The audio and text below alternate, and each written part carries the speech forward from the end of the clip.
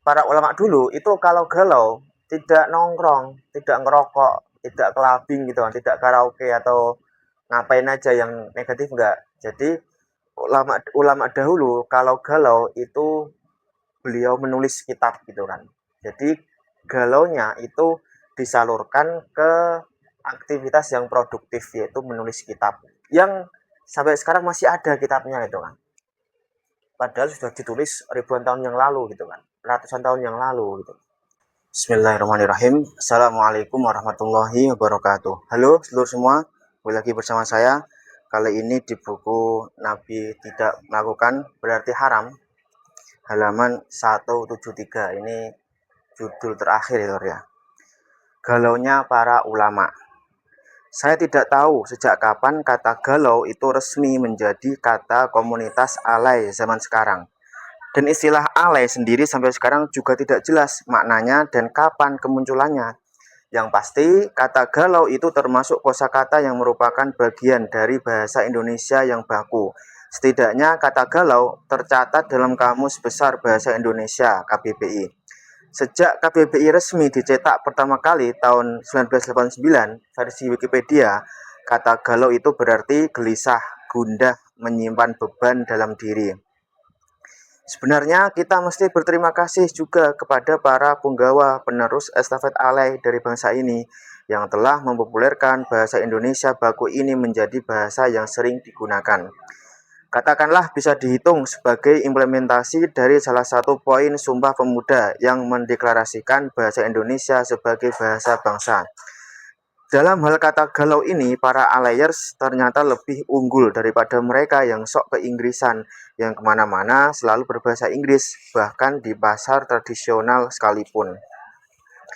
Terlepas dari itu semua, ternyata praktik galau juga mewarnai sejarah peradaban ilmu syariah sejak dulu kala.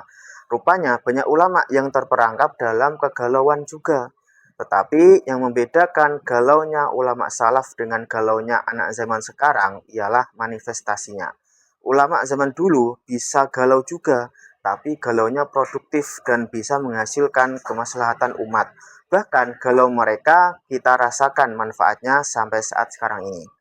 Galaunya Imam Al-Muzani. Imam Al-Muzani yang wafat tahun 264 Hijriah pernah mengalami galau ketika mendapati apa yang ditulis oleh gurunya Imam Asy-Syafi'i yang wafat tahun 204 Hijriah dalam kitab Al-Dan Al-Hujjah hanya berisi riwayat-riwayat beliau dalam masalah fikih. Galau jika mazhab gurunya serta ilmunya hilang, tidak sampai anak turunan. Al-Muzani muda kemudian menuliskan ringkasan dari apa yang ia dapat dari Imam Asy-Syafi'i dalam sebuah kitab. Di kemudian hari, kitab itu dikenal dengan sebutan Mukhtasar Al-Muzani. Kata mukhtasar ini sebenarnya bermakna ringkasan, namun menjadi istimewa karena di dalamnya ada sistemisasi bab-bab fikih yang enak dan mudah dipahami. Seandainya Al-Muzani tidak galau ketika itu, boleh jadi kita tidak berkesempatan mendapati kitab-kitab fikih mazhab Asy-Syafi'i. Ternyata kitab Al-Mukhtasar karya Al-Muzani itu menjadi kitab induk dalam mazhab Asy-Syafi'i. Galaunya Ibnu Qutaibah Ad-Dinawari. Imam Ibnu Qutaibah Ad-Dinawari yang wafat tahun 276 Hijriah juga galau tatkala melihat kondisi pemikiran di masanya yang dipenuhi dengan syubhat-syubhat terhadap hadis Nabi Muhammad SAW. Kalangan pendukung paham rasionalis menuduh bahwa syariat Islam itu tidak jelas dan saling bertabrakan. Hal itu lantaran banyak terdapat riwayat hadis Nabi yang kandungannya berselisih dengan hadis lainnya. Akhirnya umat Islam goyah dan menjadi ragu dengan syubhat-syubhat itu. Itu yang menjadikan beliau menulis kitab Ta'wil Mukhtalaf Al-Hadits. Tujuannya tentu saja untuk menjawab semua syubhat tersebut dan memberikan pemahaman kepada umat atas beberapa hadis yang memang secara zohir artinya saling bersinggungan.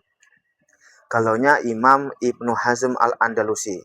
Ibnu Hazm Al-Andalusi yang wafat tahun 567 Hijriah juga galau berat karena semua murid dan sahabat Imam Abu Dawud Al-Dhuhiri yang wafat tahun 270 Hijriah tidak meneruskan ilmu beliau. Takut kalau mazhab Zuhri itu hilang dan tidak dikenal oleh umat di masa selanjutnya, Itu yang membuat Imam Ibnu Hazm menulis kitab Al-Muhalla sebagai salah satu referensi fikih mazhab Dzohiri yang jumlahnya belasan jilid. Bukan cuma itu, beliau juga menulis kitab usul fikih dalam mazhab Az-Dzohiri yaitu Al-Ihkam fi Usulil Ahkam. Ya, sebuah galau yang hebat. Galaunya Dr. Said Ramadan Al-Buti. Di masa modern sekarang, kita juga punya contoh ulama yang kegalauannya memberikan manfaat. Salah satunya ialah Syekh Dr. Said Ramadan Al-Buti yang wafat 2013 lalu. Lepas dari kontroversi dalam masalah politik internal Suriah, yang jelas saat itu beliau melihat geliat kelompok yang mengaku berpegang pada Quran dan hadis murni. Tapi dengan pongah dan sombong mereka menginjak-injak tradisi ulama empat mazhab dan mengatakan bahwa bermazhab itu dilarang. Bahkan mengatakan keempat imam itu salah jalur dalam berijtihad. Sudah jelas beliau galau sekali, karena galaunya itu semua, beliau akhirnya menulis kitab untuk membela keempat mazhab fikih dan meluruskan pandangan soal kembali kepada Quran dan Sunnah. Karyanya itu kemudian kita kenal dengan Al-Madhabiyah Akhtaru Bid'atin Tuhaddidus Syariah. Galaunya Dr. Yusuf Al-Qaradawi. Beliau begitu juga yang dilakukan oleh seorang Dr. Yusuf Al-Qaradawi. Beliau merasa galau melihat banyak anak muda berani mengkafirkan saudaranya yang muslim hanya karena menganut sistem demokrasi di mayoritas negara muslim. Maka beliau pun menulis kitab berjudul Fiqhud Daulah. Di dalamnya, beliau banyak menjelaskan bagaimana konsep negara Islam sesuai syariah. Galaunya cendekiawan Indonesia yang paling dekat dengan kita, misalnya Dr. Adian Husaini beserta kawan-kawan beliau. Galau mereka akibat merebaknya liberalisasi di Indonesia ini. Akhirnya beliau mendirikan sebuah lembaga kajian INSIS yang concern pada pembendungan arus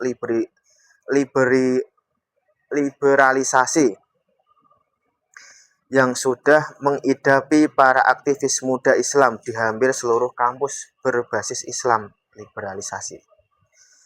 Begitulah galaunya mereka menghasilkan produktivitas yang benar-benar membuat umat tercerahkan. Bukan galau yang malah memenuhi dinding Facebook dan timeline Twitter dengan nada-nada minor tak bermanfaat. Galau kita. Maka ketika kita menemukan banyak umat Islam yang kurang memahami ilmu fikih, bahkan cenderung terbawa arus rada sinis atau kurang menghargai para ulama fikih, wajarlah kalau kita yang belajar ilmu fikih ikut merasakan kegalauan. Bagaimana tidak galau? Kadang kekurang pahaman atas ilmu fikih itu justru melanda kalangan yang terhitung sebagai aktivis dakwah. Malah banyak tokoh yang diustadkan dan rajin tampil di berbagai panggung ceramah, sampai ke layar kaca bahkan, tetapi dengan pemahaman syariah yang parah. Padahal mereka seharusnya menjadi ujung tombak dakwah. Tetapi kalau ilmu fikihnya bermasalah, wajar kalau kita ikut galau. Maka berdirilah Rumah Fikih Indonesia dengan segala bidang aktivitasnya. Semoga menjadi galau yang positif, galau yang syar'i, galau yang produktif dan bermanfaat. Wallahu a'lam. Jadi begini lor. Jadi kata galau ini kan sering dikonotasikan sebagai aktivitas atau kegiatan yang negatif gitu kan. Jadi kalau Gen Z, anak muda, remaja atau gen milenial sekalipun itu kalau galau biasanya kan ke kafe, biasanya kan pergi ke karaoke, atau biasanya merokok, atau biasanya ke diskotik gitu kan, clubbing dan sebagainya. Itu galaunya anak muda, Gen Z, gen milenial, anak muda, remaja itu kalau galau ya biasanya ke aktivitas yang negatif tadi itu kan, minum, nongkrong, ngafe, ngerokok dan sebagainya. Itu galaunya anak muda sekarang gitu. Tetapi ada nih galau yang positif. Siapa? Galaunya para ulama dulu dan sekarang gitu loh. Jadi para ulama dulu itu kalau galau tidak nongkrong, tidak ngerokok, tidak clubbing gitu kan, tidak karaoke atau ngapain aja yang negatif enggak. Jadi ulama dahulu kalau galau itu beliau menulis kitab gitu kan. Jadi galaunya itu disalurkan ke aktivitas yang produktif, yaitu menulis kitab, yang sampai sekarang masih ada kitabnya itu kan. Padahal sudah ditulis ribuan tahun yang lalu gitu kan, ratusan tahun yang lalu gitu. Misalnya galaunya Imam Al-Muzani.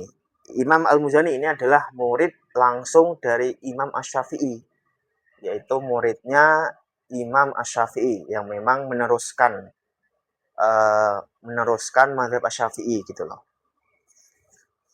Beliau galau. Karena apa? Karena ketika Imam Syafi'i itu wafat, beliau hanya meninggalkan dua kitab, yaitu dan Al-Hujjah gitu kan. Beliau galau, kalau dua kitab ini nggak disyarah atau nggak ditulis kembali dengan sistematisasi yang baru, bab-bab fikih yang baru, maka bisa jadi mazhab Syafi'i itu akan hilang gitu kan. Nggak akan lagi ada mazhab Syafi'i. Sampai sekarang nggak akan ada. Kalau bukan karena jasanya Imam Al-Muzani ini gitu loh.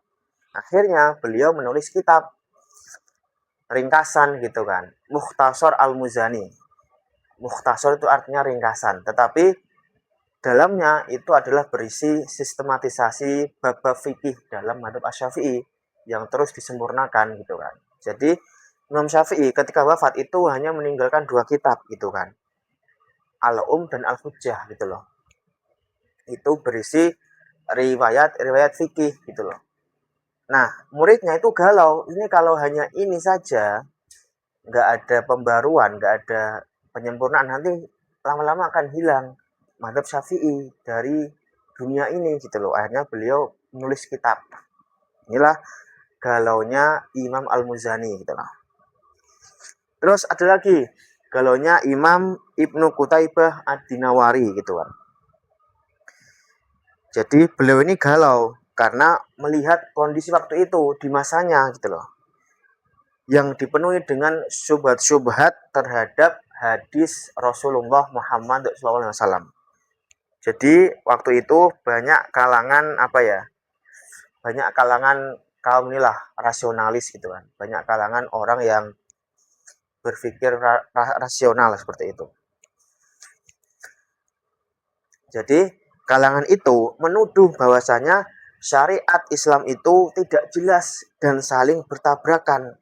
Kok bisa gitu? Nah, mereka beralasan bahwasanya banyak terdapat riwayat hadis Nabi yang kandungannya itu berselisih, bertabrakan, tidak sinkron dengan hadis yang lain. Jadi kaum rasionalis ini menuduh bahwasanya Islam ini syariat Islam ini nggak jelas. Kenapa? Karena banyak hadis yang saling bertabrakan, kandungan hadisnya saling berbenturan, saling kontradiksi lah seperti itu. Ini kan syubhat sehingga beliau Imam Ibnu Qutaibah Ad-Dinawari menulis kitab yang berjudul Ta'wil Mukhtalaf Al-Hadits gitu kan. Kitab ini menjawab syubhat mereka yang mengatakan bahwasanya banyak nih hadis Nabi yang saling kontradiksi, saling berbenturan, saling bertabrakan kandungannya gitu loh. Secara zohir saling bertabrakan, padahal tidak gitu. Ini saling melengkapi lah seperti itu. Kemudian galaunya Imam Ibnu Hazm Al-Andalusi. Imam Ibnu Hazm ini adalah satu-satunya ulama penerus dari mazhab Az-Zahiri. Jadi dulu itu ada mazhab besar 5 yang mungkin sekarang bertahan ya, 4 lah. 5 tambah 1. Mazhab Hanafi, Maliki, Syafi'i, Hambali, dan Az-Zahiri. Ini 5 mazhab yang memang sampai sekarang itu bertahan. Yang satu ini mungkin sudah mulai luntur, tapi yang 4 masih bertahan. Nah, pendirinya Abu Daud Az-Zahiri itu tidak punya murid yang bisa meneruskan gitu loh. Akhirnya satu-satunya murid beliau yaitu Ibnu Hazm ingin meneruskan mazhab Az-Zahiri ini supaya tidak hilang dari dunia gitu loh. Akhirnya beliau menulis kitab yang berjudul Al-Muhalla. Jadi Al-Muhalla ini adalah kitab mazhab Zuhiri. Ini adalah berkat kegalauan Imam Ibnu Hazm karena beliau takut nanti kalau saya tidak menulis kitab yang berisi fikih mazhab Zuhiri, nanti mazhab Zuhiri hilang dari peredaran dunia seperti itu. Beliau juga menulis kitab usul fikih mazhab Zuhiri yang berjudul Al-Ihkam fi Usulil Ahkam. Ini adalah berkat dari Imam Ibnu Hazm, berkat kegalauan beliau gitu. Nah, sekarang yang kontemporer. Galaunya Syekh Dr. Said Ramadan Al-Buti. Jadi, beliau ini wafat tahun 2013 yang lalu. Beliau ini galau gitu kan. Galau kenapa? Galau melihat sebagian masyarakat muslim waktu itu gitu kan. Itu banyak gerakan ini purifikasi, banyak gerakan untuk kembali ke Quran dan Sunnah gitu kan. Tapi dengan sombong, dengan pongah. Karena mereka tidak hanya seperti itu, mereka justru banyak sekali istilahnya mendowngrade mazhab seperti itulah. Artinya beliau menginjak-injak tradisi keilmuan ulama empat mazhab gitu loh. Jadi slogan mereka ini kembali ke Quran dan Sunnah dengan mendiskreditkan para ulama mazhab, terutama yang empat. Jadi mereka bilang mazhab ini nggak berguna gitu kan. Bahkan mereka pernah mengatakan gitu kan, bahwasanya imam mazhab ini salah jalur dalam berijtihad. Itu kan luar biasa kurang ajarnya lah seperti itu. Nah, Syekh Al-Buti ini galau gitu kan. Akhirnya beliau menulis kitab yang berjudul Allah Madhabiyah Akhtaru Bid'atin Tuhadidus Syariah gitu. Jadi kitab ini tuh mengcounter pemikiran bahwasanya tidak perlu bermadzhab gitu kan, cukup Quran dan Sunnah saja gitu loh. Jadi kitab ini tuh khusus mengcounter pemikiran kelompok sebagian umat Islam yang mengatakan tidak usah bermadzhab, cukup pakai Quran dan Sunnah saja karena imam madzhab itu juga manusia, juga bisa salah dan benar lah seperti itu.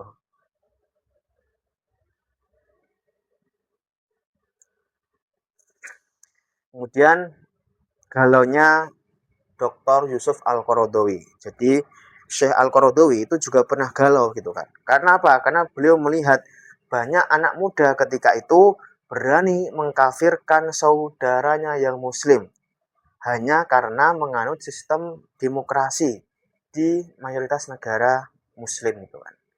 Jadi Syekh Al-Qaradawi ini galau karena melihat banyak sekali anak muda muslim gitu kan. Mungkin di berbagai negara Islam yang menganut sistem demokrasi.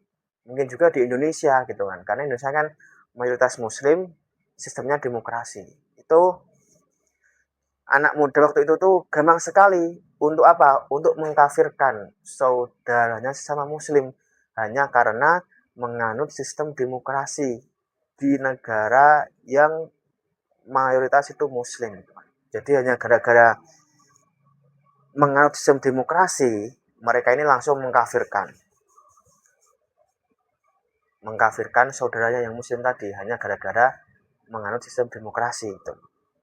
Kita sudah sering lah mendengarkan ini ya, banyak ya inilah banyak kicauan gitu kan, banyak sekali dulu ini negara togut, Pancasila togut gitu kan, negara demokrasi itu kafir dan sebagainya, sehingga orang yang meyakini itu dianggap kafir juga seperti itu.